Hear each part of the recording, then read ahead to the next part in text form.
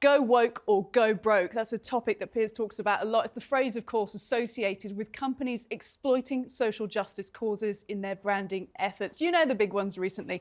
Bud Light in the US featured a trans influencer, Dylan Mulvaney, and then they saw their own sales absolutely plummet off the back of that. Meanwhile, here in Britain, people boycotting Costa Coffee over this illustration of what appeared to be a post-op transgender man. Caused a lot of debate, that did. Well, to me, all of this is corporate exploitation of everyone involved. To others, it's virtue signalling, and they actually design their lives around avoiding it. There's even a new app that will allow you to shop your values simply by scanning a barcode, because it really does get people hot under the collar, doesn't it, this topic, including the very man whose seat I'm keeping warm tonight. But there's a problem. They hate you. And they don't seem to care if you know it. At some unidentified point in recent history, companies lost interest in simply selling things and decided it was their duty to change the way that you and I think. Someone somewhere said corporate board members of the world unite. And suddenly the people who sell you fizzy drinks and credit cards were also telling you that Black Lives Matter, that Pride Month is more important than Christmas, you're personally to blame for climate change because of your filthy carbon footprint, and so on and so on. Well, at the moment, all of this is very much focused on this woke or anti-woke issues, but it is nothing new. Remember, do you remember this, the uproar about the Nestle Yorkie chocolate bar, their campaign in the early 2000s saying it's not for girls? Well, as far as I last checked, Yorkie bars still exist. Women still dare to eat them, me included, and we're still talking about them. So that is exploitative marketing done right. So sometimes the gamble does pay off, and sometimes, in the case of Bud Light, it doesn't. But what about when money gets tight for consumers, like at the moment with sky-high inflation? Do you really stick to your values when it comes to your shopping list? In a cost of living crisis, what is more important, values or value for money? Today, it was announced that sales at Beyond Meat, that maker of vegan burgers, have fallen by almost a third. Now, this is in part because consumers are choosing cheaper, regular animal products, going back to the traditional old meat. Now, it's highly unlikely, isn't it, that vegans are suddenly giving up on veganism.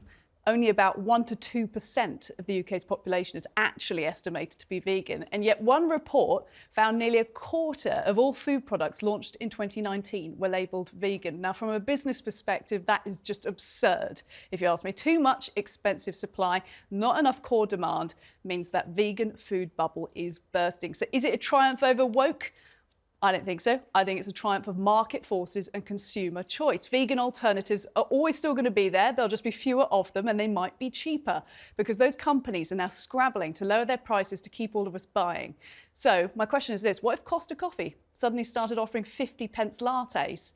Or what if Bud Light sold 50-cent beers? Would those values-based boycotts continue, or would value for money begin to triumph there too? In this economy, I don't think any of us should be attacked for buying whatever we can afford. Ignore the culture wars. Things are hard enough.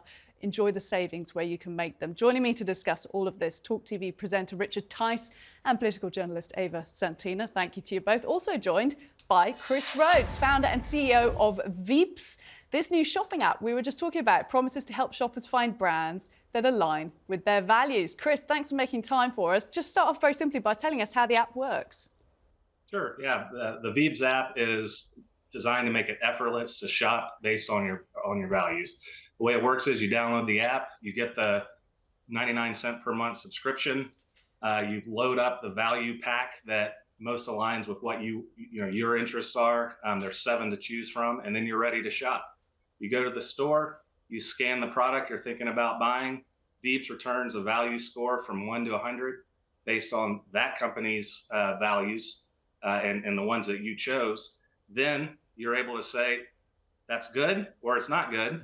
If it's too low, Veeps offers some alternatives that might fit you better. You can look at those alternatives, choose, do I want A or do I want B?